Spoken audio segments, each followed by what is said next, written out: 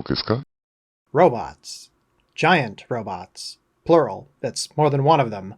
What a crazy concept. What if they all fought in a war? I've been watching a lot more mecha anime in the past couple years. It's been an inevitable interest considering what I usually talk about likes to reference it a lot. And one series of games that's been instrumental in introducing me to more of the genre is Super Robot Wars. This is a franchise of semi-annual releases that goes all the way back to the 90s. I needed a break from larger projects, and I needed to make back what I spent on the Ideon DLC, so sure, why not talk about what I've been playing? I'll be talking about the games in this series I've played, peppered with thoughts about the shows that are featured in them. It's often thanks to these games that I was introduced to these shows, so consider this video a bunch of mini-reviews. A ton of primers for longer videos if there's demand for them. Starting off, the very first Super Robot War that I fought in was 30. The game starts like that every time. It's always a race to see how much of that song I hear before loading the save. Because this was my first, and I wasn't familiar with the grand majority of the series being featured, I approached 30's story like any other RPG. Everything has to be presented in a vacuum to the layman, and for the most part it does a pretty good job at that. I'm not going to do a plot summary because it's been a year since I opened this save and I don't remember what happened. Characters will call back to events from prior entries in their series, and I'm genre savvy enough to get the gist and fill in the blanks. That said, here I was introduced to a problem across most of the Super Robot Wars series, and it's that every dialogue scene becomes very, very crowded. A scene will start with a couple plot-relevant characters discussing something, and then the 20 others you've recruited will chime in to remind you that they're still here. And again, with this first game, I was making an effort to follow the story. For the record, just to make this clear, I think this is very funny. This is not a great way to tell a story, but it is very, very funny. Like, imagine a room full of 20 people and they're all trying to talk over each other. The dialogue scenes in these games are the equivalent of a Discord call. I want to start on a positive note with the anime review section, so I'm starting with one I fucking loved. It's got a hell of a name. Heavy Metal L-Gaim.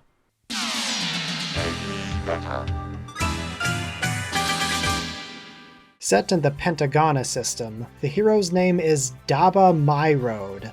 What starts as an errand with his friends to deliver a credit card to an arms dealer turns into a massive rebellion against the ruling dictatorship.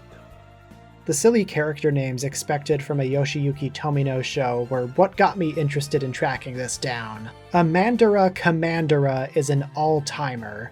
The mecha designs are alien-looking and cool, the cast is also colorful and eccentric, the fairy Lilith is adorable, and the show is always throwing stuff at the wall to see what sticks. It doesn't always stick. If you didn't like Double Zeta, then consider this a dry run for that. The goofballery is off the charts. I still enjoyed it a lot. L-Gaim is the show I want to do a video on the most out of anything else in this video. It's a flawed gem, the categorical definition of uneven. But its flaws make it endearing to me. Gablet Gable is the greatest character in fiction, and I won't be taking any questions about that.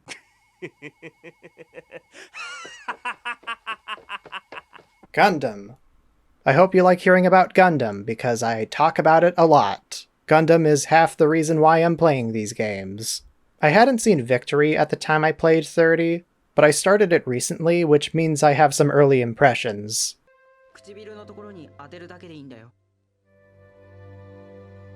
Fuck! Instead of teenagers piloting the experimental death robots, this time it's a 12-year-old named Uso. The enemy faction is a matriarchal dictatorship that has a fascination with wheels. So much so that they have their mobile suits piloting them. Despite taking place 50 to 60 years after the first couple series, Victory's narrative is changed to fit the games, so Uso gets to hang out with Camille and Amuro. I'm almost halfway through the show, so the most I can say is that it's fine. This was Gundam co-creator Yoshiyuki Tomino's final series before he took a break and came back with Turn A. So a lot of what's here, after, being thrown through the Gundam mines like he was, a lot of what's here feels tired, routine. I still like what I've seen. There's this great scene early on that highlights how messed up it is that someone as young as the main character is fighting in a war. Victory, at the very least, is interesting. Just seeing this culmination of story and character tropes from Tomino's other shows, more on those later. The comments section's gonna spoil me now, as if the game already hasn't. So I can tell that it has sanitized this narrative quite a bit. There are parts where I'm like, yeah, a character would have died here, and they don't in the game. What I care about is execution. Being surprised by twists is just a fun bonus you sometimes have to sacrifice by playing these games. Even more so if you make YouTube videos and get comments about it that you accidentally start reading before realizing they're talking about the part where X, Y, or Z died. While I'm still talking about UC Gundam, I love the original and its sequel Zeta. I make it a point in all of these games to make the Zeta and Camille my strongest units, because I love them, even if they deserve a break, because oh my god, they go through it in that show. The Mark II is really cool too. It might be one of my favorite mobile suits. I might like it more than the Zeta. Also, I put Fa in the new Gundam just to give her something to do, for fun. Gundam narrative, I'm sure also exists. I care about it so much that I forgot to put it in the original script. While I was playing 30, I just had this gut feeling, this idea flashed across my mind, that maybe, just maybe, the source material, Gundam narrative, wasn't very good. Lo and behold, I've seen it now. Narrative is a terrible movie. While I'm making enemies, I might as well mention that I don't like Unicorn, so a movie continuing it had no chance with me. Next! This is the one with the big Gaogaigar rep. Before I played 30, I got about halfway through that show before putting it on hold, which meant I got punished because this game is basically telling the end of that story. It is adapting the very, very end of the series. That's okay, I'll forget what happened by the time I get around to finishing. Anyways, fun show. Ultraman got representation here. That's good. It's the Netflix one. That's less good. I don't dislike Netflix Ultramanime, but it is honestly a little deflating how the thing that qualifies Ultraman for Super Robot Wars is the part that goes against his identity. He's a giant alien superhero. He is not a man in an Iron Man suit. The Man, Seven, and Ace that appear in this game aren't the same ones that I like. Again, it's not a bad series. If anything, I've heard the manga is better, but calling it Ultraman has always been very weird. Even superfans, I think, would agree with that. It's okay. Luckily, SSSS.Gridman is here to pick up the Toku slack, and I wholeheartedly like that show. I remember liking it. Haven't seen it since it aired, but I haven't forgotten the love letter it was. The kaiju with the wires in the sky, the weight and ferocity of the fight scenes, the strange turns in the story. It was a good show. Akane is in my house despite everything she did. I thought it was fun how it got integrated into the larger storyline here. The next game in the series went even further with the kaiju inclusions. GunXSword is criminally underrated. It follows this deceptively aloof guy, Vaughn, who's roaming the land in search of the man who murdered his girlfriend. He's got a robot he summons from a satellite to fight people who get in his way. It draws a lot on both mecha and Western influences, and it comes together to create something wholly unique. It's a wonder this never took off. This is like prime Adult Swim Toonami material. I haven't even finished it, and I'm already giving it a big fat recommend. The characters are super interesting, it's got hype, aura, and writing. GunXSword is great, check it out. The big fat stinky problem with this game is that it's way too easy, for me at least, even with the difficulty cranked up. Obviously my perspective's going to be a bit skewed now since I'm getting footage from my endgame save file, but the game's difficulty seems to be a point of contention with a lot of fans. 30 gives you so many options to utterly dominate the field. From the returning spirit commands to the X-action commands allowing you to chain together multi-actions, it's hilarious how much you can just break it, and it was fun revisiting just how broken it was after experiencing how intentionally limited other games were. That non-sequitur "fa in the new Gundam" bit earlier wasn't just for show. The game gives you so many opportunities to grind and find good items that I had the luxury of beefing up a character who, in canon, broke down crying after their first fight. It's funny, just breaking the game, but a strategy RPG with brain-dead strategy gets boring after a while, especially when you're expected to play for at least 100 hours. I totally enjoyed my time with 30. I got bit by the bug and it made me want to check out the other games. There's a glut of content to sift through, and being introduced to the series it features was a joy. But I'm looking for something with genuine challenge too. And I found it in the next game I checked out.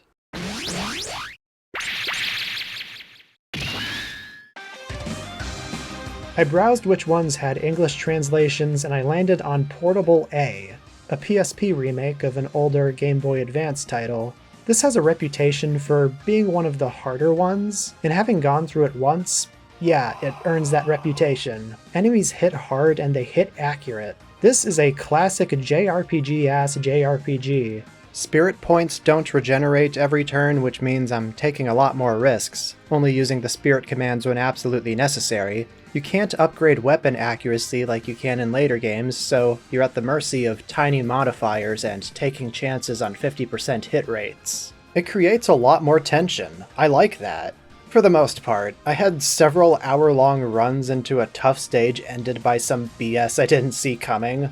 I actually ended up replaying a lot more than I expected I would in New Game Plus to get footage.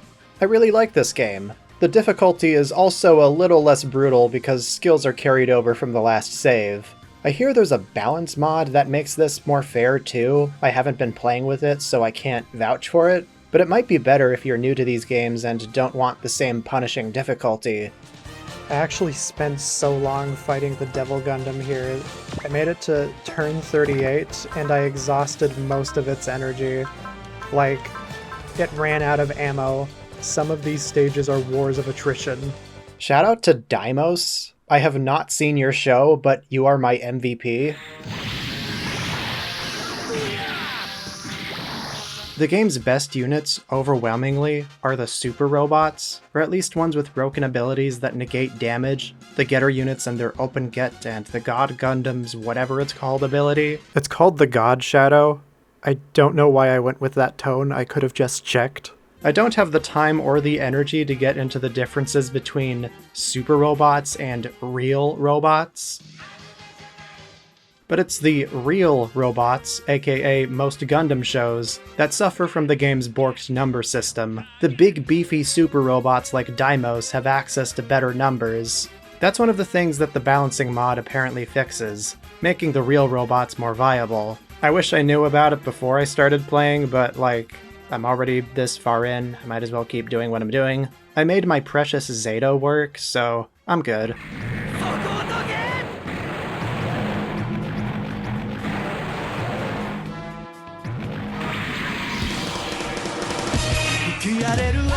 A clean version of the vocal theme for this game is on a hard drive somewhere in Bamco's dungeon.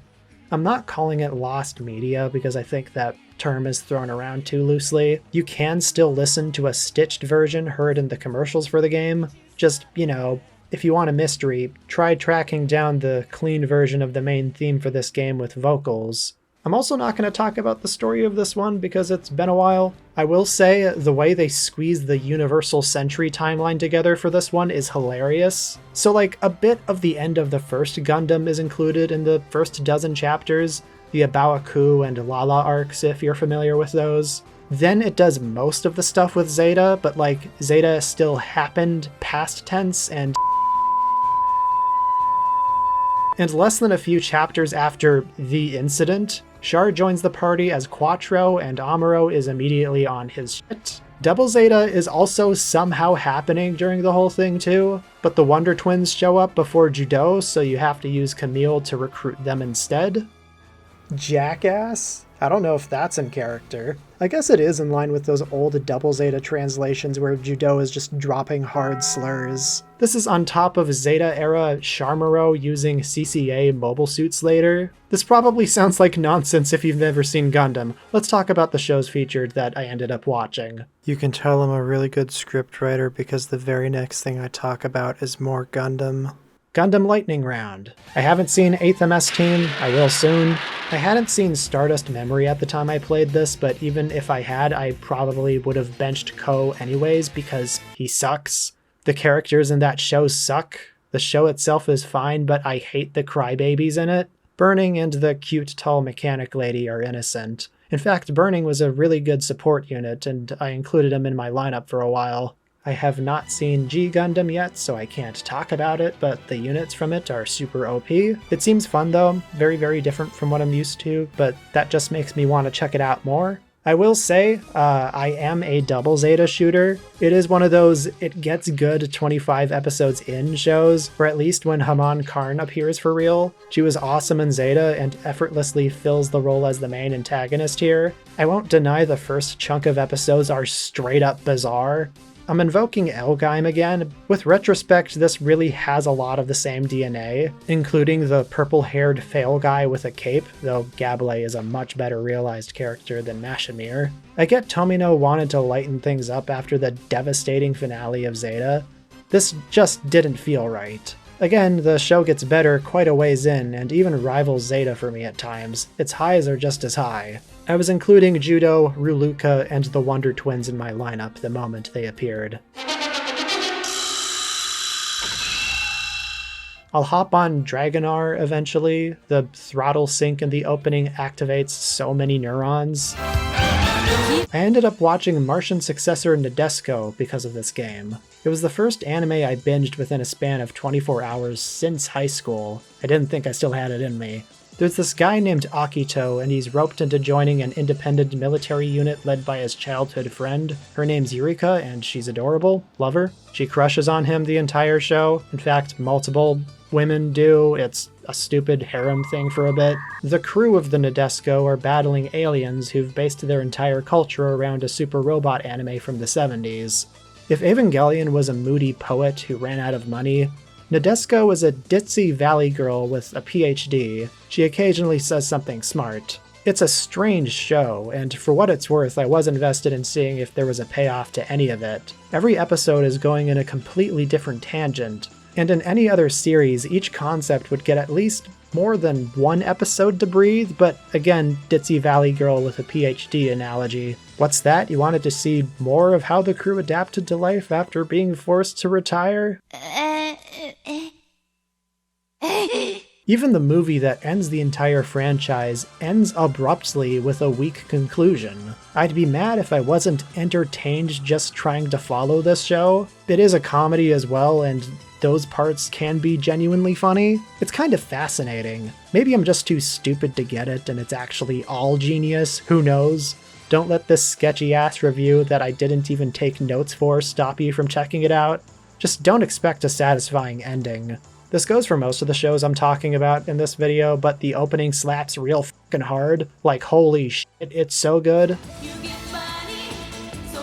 The hardest stage in the game, nay, like a horse, the hardest stage in any video game I've ever played is, fittingly, the finale. You've only got 10 turns to beat the guy over on the right side of the map, and every action counts. The enemies are real tough, they hit real hard, just, I hate to admit it, I caved. I cheated. I gave myself a ton of credits to upgrade everyone to have a fighting chance. Again, you keep credits even through game overs. Is it really cheating if I saved myself another 80 hours of grinding? Whatever, I made it this far legitimately. If you can beat the final mission without using cheats, you've got more free time than me.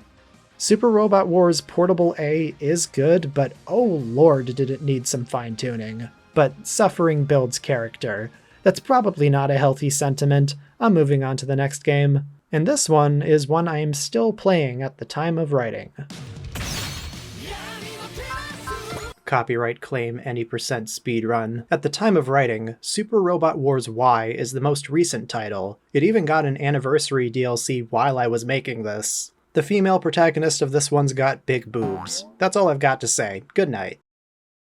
Nah, I've got more to say. The gameplay is largely unchanged from 30, though it fixes that game's biggest weakness for me in how it tweaks the difficulty to actually mean what it says on the tin. I played on expert mode for most of the game, and it actually felt like it was for experts. It was hard. The EX action system from the last game was replaced by Assist Link, which builds up after every enemy you beat and places more emphasis on the support characters. And it was a much needed change. This is much more balanced. I was still burned after my reward for trying to pay attention to 30's story was an unsatisfying clusterfuck, so I ended up paying less attention to this one. which is a shame, because the more linear mission structure streamlined it a fair bit. I would tune into what was happening every now and again and fill in the blanks with just being genre savvy, but I instinctively knew it was safe to fast forward whenever I saw a character from Code Geass or Majestic Prince. The thing that got a little messed up this time is the user interface. Selecting things is a little more awkward, and I sometimes found myself selecting things I didn't want to. It's hard to explain. It's one of those things you really need to play in order to get how clunky it is. Portable A still takes the cake for the strangest UC Gundam adaptation I've seen so far, but the one here is still very jarring. It's all Char's counterattack era stuff. Char is a good guy, for now, and Camille is working for him along with Gyune and Quest. In fact, he shows up in a Hyakushiki Kai. It's surreal. I switched Camille over to the Mark II and then the Zeta when I got them. I also kept Emma around because I needed someone in the Re-GZ, because I love the Re-GZ, and if it's in one of these games, I'm gonna keep it around. CCA Char smiling is very creepy to me. I know he's smiled before, but seeing this era Char having no hidden agenda and being genuinely friendly is messing me up a little. Call it cheating if you want, but one way I kept in pace with the game's grind was lowering the difficulty whenever I needed to do unit upgrades. The shop prices scale with difficulty, so what I would do is play the actual missions on Expert, and briefly switch to Casual when I wanted to upgrade. Don't worry, the game will still kick your butt even with this exploit. I saw actual game over screens, it was awesome. Okay, anime review time. This one continued the Quad S duology with Dynazenon. That's another anime I need to revisit. I also remember enjoying it. Maybe for the Gridman video that may or may not happen. I haven't even finished the original Gridman, as in the one from the 90s. Grid Knight and the Gauma gang were mainstays on my team throughout the campaign.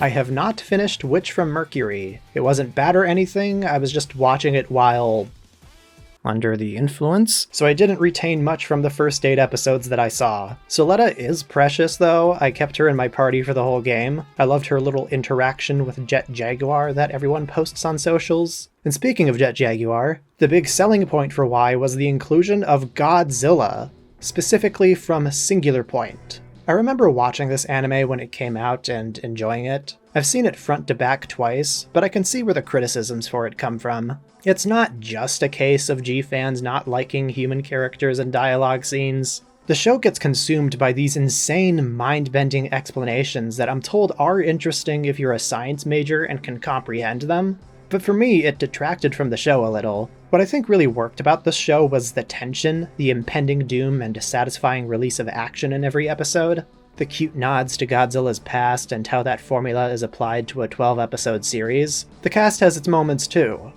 I liked it even if it made my head spin. I had Jet Jaguar glued to my team as support for the whole game, using music from Godzilla movies for his battle tracks because, as good as Singular Point's opening is, the MIDI they used got super grating. If you were curious, Godzilla doesn't appear until the final chapters of the game, which took me more than 96 hours to reach. So you gotta be in it for the long haul if you're just here for Goji. I was introduced to Aura Battler Dunbine this time. By now I knew I was committed to watching every post-Gundam Tomino show because there's something about that period between 1980 to 1984 that really interests me. Tragically, I technically was familiar with this series before the game, but it was in the same way the rest of the Western anime fandom was introduced to it. Garzy's Wing. I must somehow make sense of our convoluted situations. Thankfully, the original show is not only better, but has a better dub, from what I've heard of it. Billed as the first isekai anime, something I kind of doubt but would need to investigate further, the show's protagonist is named Sho Zama. He's mysteriously transported to a mythical realm known as Beistenwell. Along with the land's residents and other upper earthlings, he does battle with the evil Drake Empire using aura machines. I can't extend the same love I have for L-Gaim to this. Dunbine absolutely has its moments though. I fuck with the mecha designs here heavy. They draw from insects and have a certain elegance to them, the Dunbine and Billbine being the standouts. The themes of this one are also great. The mere existence of weapons is enough to create conflict, and the way the show goes about musing on this is compelling. It's unfortunate that what dragged this one down for me were the characters, more so the supporting cast. I like what they were doing with Sho Zama and fellow Upper Earthling Marvel Frozen. There's a budding romance there that I wish got more capitalized on. It's just that there are so many flat supporting characters that watching the usual mecha anime formula play out with them got tiresome. Even the villains, with the colorful exception of the ones from Upper Earth, lack sauce. One of the primary antagonists is a man named Shot Weapon, and his name is the most interesting thing about him. This was true for L-Gaim, as well as another show I'll get into, but there's a lot of DNA here that would go on to be repurposed for Zeta, character tropes and moments that echo what would come. The mid-series upgrade for the main character that gives him a transforming mecha, bipartisan weapon manufacturers prolonging war for profit. There's a villain death that got repurposed in Zeta almost 1-to-1, and it was fucking awesome. A lot of stuff I'll probably get into if I ever do a full video. I'll get mauled for saying I didn't love Aura Battler Dunbine, but I gotta be honest, I thought it was just okay. Great mecha designs and concepts, it just fell short for me. I've seen other post-Gundam Sunrise mecha. I like to think I'm qualified to say there are ones I enjoy more, because I've actually done the legwork. If you somehow remember the start of this video, you may remember I called the DLC here the Ideon DLC, which isn't entirely accurate. There are other characters here, but yeah, I mainly just got this one for the Ideon rep. That and the Hainu and Nightingale. Those are some good units. Space Runaway Ideon is a hell of a show. It's the one that Yoshiyuki Tomino worked on almost immediately after finishing Gundam. The basic premise of it is that the antagonists are a race of aliens called the Buff Clan, and they're chasing our heroes around because they found a giant robot that can tap into a bottomless source of energy. Said energy is really goddamn scary. There's an episode where the main characters try to destroy it. It's their robot, and they're trying to destroy it. It's that terrifying. The heroes then spend the rest of the show running away. Space Runaway Ideon. There's the title.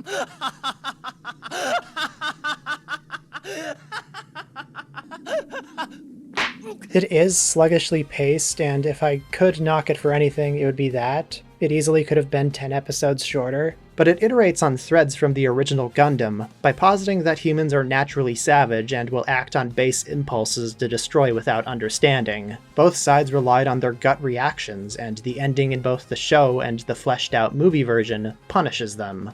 Also, like the original Gundam, it's one of those serialized problem of the week shows that gets really rushed but also really good in its final 10 episodes, because the showrunners had a gun to their head to finish it on time. I wish the rest of the show had the same energy, but it does mean something interesting is guaranteed to happen in every episode of the final stretch. The Be Invoked finale movie is an especially moving piece. There's just a transgressive anger here. It's unsympathetic to these characters we've spent the past 30-something episodes with. I'm not saying it's an unsullied masterpiece, the original Gundam carries itself just a little bit better, but damn, Be Invoked is a great finale, and Space Runaway Ideon as a whole is very good. The game does a great job representing the title mech too. Ideon is a beast, and with the right upgrades can completely dominate the battlefield. They made a great original track to accompany Ideon too. It's a shame they couldn't get the music from the show, but I'm not gonna shame anyone for not wanting to owe any money to Koichi Sugiyama's estate. This DLC is $30 already. It didn't need to have a couple extra digits added to it. Fighting Godzilla would definitely be a bigger pain without the power of id. Talk about pay to win. Most of the game was fair yet challenging on expert mode, right until I got to the last DLC level with this by definition chud, Yee's Clown and his clownlings. They all get multiple actions in one turn, all of them get recovery skills and negate stat disruption. Once the morale reaches a certain point, they start doing these nasty map attacks. Every 5 units downed and they reduce a random stat across your party. It was too mean. I caved and lowered the difficulty. That's ultimately what helped me get through this stage. But yeah, Super Robot Wars Y is pretty damn good. It's not too hard, except for that one part, not too easy, the customization and breadth of mech representation is solid, it got me into some great shows, Godzilla's there, I like it. I really hope the next entry tries a new direction with the sprites and battle animations. they've been using the same ones for the past 20 years, and some of them are really getting up there in age. It didn't bother me as much because I'm fairly new to all of this, but it definitely would bother me if I was a long-time fan. I don't have a grand ending thesis for this video, but one thing I really appreciate about mecha anime is how watching it explains so much about other things I like. It's constantly iterating. One show takes ideas from another show. That's one of the main appeals of Super Robot Wars, seeing all these shows from different eras that represent different stages of evolution for the genre, and they all get to mingle with each other. It's neat. I love it. Yeah, love. That's the title of the video, there you go. Have a good night, everyone. Thanks for watching. Whoa, hi gamers. Welcome to the end card. Real life got in the way, sorry for the wait. Here is a shout out to the top tier of patrons. Abigail Goldwater, Juna Krakuda, Danielle V. Sykes, Missing's Art, Little Miss Mimikins, Swansea, Aotis, Gojira King, Iron Knight, Z-Bolt, Sammy Likes Toku, Adelaide, Tato Salad, SG Matthews, Serix, Nerdy Gamer 556, Neon Yaminair, Mech, Celis Ortesia, Yoshikage Scrapper, Greninja Zack, Old Metal Possum, Kadorian, Mego Muddy, Lobotomy Blues, Cool Bell Zero, Erica Guzda, Janos Firewalker, Easterman, Hinchusatsu Jacob, Alistair Gilmore, Fujoshi Urinal, Anha, Irrelevant 402, Komen, Queer Kaiju, Chronicler Waba, Ryan Santa Cruz, Avak Robot, Godzilla Rich, Matt Frank, It's Godz, An Actual Dimetrodon, Red Comet Harry, and Marpzilla. Okay, now back to working on the Halloween video.